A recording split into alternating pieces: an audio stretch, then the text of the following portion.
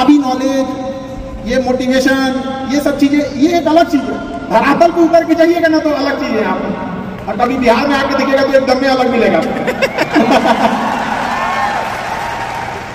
खैर हमारे यहाँ तो हर चीज है भाई, पहाड़ काटने वाले लोग ही है, लेकिन कितना बहाना बनाएंगे हम लोग, कितना रोएंगे कि भैया हमारे पास इस चीज की कमी है। दुनिया का कोई इंसान पूर्ण नहीं है, सबके पास कुछ कमी है। शायद जिसे हम कहते हैं कि ये बड़े लेवल का आदमी है, उसके पास बड़ा प्रॉब्लम है। छोटा के पास तो छोटे प्रॉब्लम है, बड़े के पास बड़ा प्रॉब्लम है। दुनिया का कोई आदमी जो नहीं है जिसके पास प्रॉब्लम नहीं है। और प्रॉब्लम का आना बहुत जरूरी है, क्योंकि आवश्यकता ही आविष्कार की जननी होती है। अगर आपके पास कमी नहीं रहेगा ना, आप कुछ करिएगा ही नहीं कोई भी चीज का। ये पानी है यहाँ पर, इसकी वैल्यू तभी बढ़ेगी जब हमको जोर से प्यास लगेगा। अभी नहीं लगा है, इसका थोड़ा सा हमको लगता है कि कम है, कोई वैल्यू उतना नहीं। अभी लगेगा ना थोड़ी देर बाद प्यास, तो लगेगा ना बहुत जरूरी चीज है। तो आपके अंदर वो भूख, वो प्यास रहना चाहिए। अमूमन आप देखिएगा कोई आदमी जो होते हैं लोग, उनके अंदर जैसे किसी को क्या बोलते हैं, पोजीशन लीडरशिप बोलते हैं, कि मतलब उसकी विरासत में मिल गई। दादा ने कोई बिजनेस खड़ा किया, पिता ने किया, जब उसको मिलता है तो उतने अच्छे से नहीं संभालता। कुछ लोग संभाल भी लेते हैं, लेकिन कुछ लोग उतने अच्छे से भी नहीं संभाल पाते। कि ये आपके लिए अच्छी बात है, क्योंकि बड़े बड़े लोगों की जिंदगी में मुसीबत आती है। वो मुसीबत ही आती है बड़े लोगों के लिए, क्योंकि फिल्म में जो सबसे टफ रोल होता है ना, वो बढ़िया हीरो के कंधे पे दिया जाता है। तो ये पृथ्वी पे भी ना ऊपर वाले को पता है कि ये बढ़िया हीरो है, इसको थोड़ा सा हम रोल देते हैं बढ़िया। तो बड़ी जिम्मेदारी देने से पहले ऊपर वाला भी ना आपको टेस्ट करता है, टेस्ट करके ही देखेगा कि नहीं करेगा।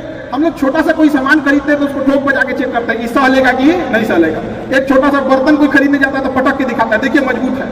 तो ऊपर वाला भी जब आपको बहुत बड़ा जिम्मेदारी देने वाला होता है ना, तो पहले सोचता है कि इसका थोड़ा सा टेस्ट कर ले।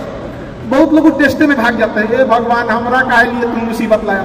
यार जब ऊपर वाला तुमको खुशी दिया था तो थैंक यू कहना भूल गए थे, और जब मुसीबत दिया चेक करने के लिए तो परेशान हो गए। यहाँ पर चीजों से घबराना नहीं चाहिए किसी को। जिसके जिसके जीवन में कठिनाई आ रही है, आप समझिए कि आप एक सही रास्ते पे जा रहे हैं, क्योंकि वही रास्ता सफलता का है। और अगर आपके जीवन में कठिनाई नहीं आ रही है, आप गलत रास्ते पे हैं, क्योंकि सफलता का रास्ता बहुत कठिन होता है। चाहे कहीं से उठा के देख लीजिए आप, कोई कह सकता है कि इसमें आप में किसी को कठिनाई नहीं है, कोई भी कह सकता है, कभी नहीं कह सकता है आप। इतने लोग में से कोई, सबके जीवन में आएगी कठिनाइयां। कठिनाई का आने और कठिनाई से आने से एक चीज और फायदा होता है कि हमें समाज की एक वो हिस्सा देखने को मिलता है जो हम नहीं देख पाते।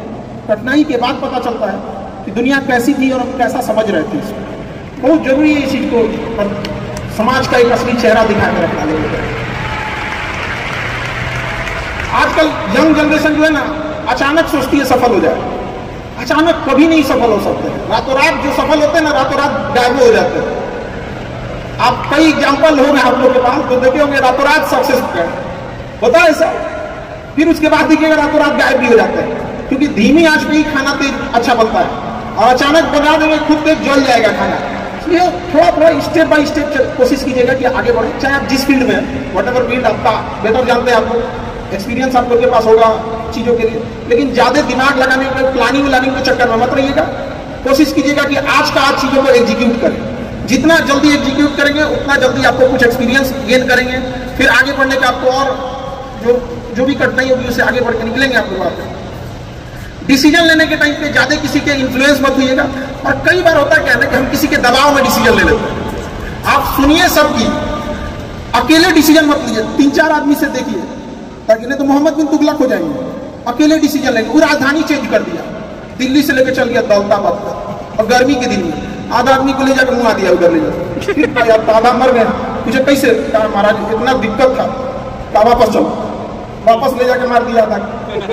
अपने से डिसीजन लेने के चक्कर में मत रहिएगा, 2-4 बार आप देख लीजिएगा। और दूसरों के एक्सपीरियंस से सीखना बहुत जरूरी है, क्योंकि खुद के ठोकरों से अगर आप सीखने की कोशिश कीजिएगा तो शायद ये जन्म आपका ठोकर खाते खाते ही खत्म हो जाए।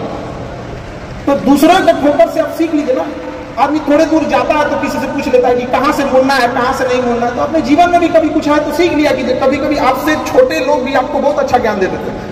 कोई इस चीज का अंत नहीं होता है सीखने का। सीखने के मामले में थोड़ा बेशरम बनना पड़ता है, भाई जहां से मन मिले वहां से सीख लेना चाहिए जो भी चीज। हमको तो लगा था कि विजय बिंद्रा जी हम लोग को भी कुछ सिखाएंगे। हालांकि चीजें बहुत पता है। 1-2 साल पहले, 1.5 साल पहले हमसे एक बात उन्होंने बोला था, कई चीजों को लेकर, डिसीजन को लेकर। काफी अच्छी मित्र है हमारे। तो उन्होंने कहा कि इक्विटी जो है वो काफ़ी इंपॉर्टेंट चीज़ होती है। कई बार ऐसे डिसीजन लेने में, हम लोग एक टीचर हैं, उतना बिजनेस के बारे में हार्डकोर उतना आइडिया नहीं था, टीचिंग के मामले में ज़्यादा था, तो एक आध डिसीजन गलत ले रहे थे लोग, उन्होंने भी काफ़ी इस चीज़ों में हेल्प किया था। तो किसी से डिस्कस कर लेना चाहिए और इंस्टेंट डिसीजन लेने से बचिएगा। इंस्टेंट अचानक कुछ हुआ, नहीं हम भी ऐसा करेंगे, ऐसा नहीं होना चाहिए। इंस्टेंट डिसीजन कभी भी हमेशा खतरनाक होता है। डिसीजन क्या ले रहे हैं आप सामने वाले का सुनिएगा। कई बार ऐसा होता है लोग डिस्कशन के नाम पे अपनी बतिया खोल देते हैं, चार आदमी के बीच में बैठेंगे और कहेंगे हम ऐसा सोच रहे हैं। ऐसा कभी मत कीजिएगा, पहले उनकी सुन लीजिएगा कि वो लोग क्या बोल रहे हैं, क्योंकि जब आप किसी बड़े लेवल पे होते हैं ना, आप कहेंगे कि हम ऐसा सोच रहे हैं, तो आपके नीचे वाले लोग भी ना आप ही की बात में हम यहाँ मिला देते हैं। तो बेहतर है पहले उनके अपना बोलने से पहले उनकी बातें सुन लीजिए कि वो क्या कहना चाह रहे हैं, तभी जाके किसी डिसीजन पे पहुंचे। इंस्टेंट डिसीजन चीजों से बचेगा। और अभी डिजिटल इंडिया आ गया,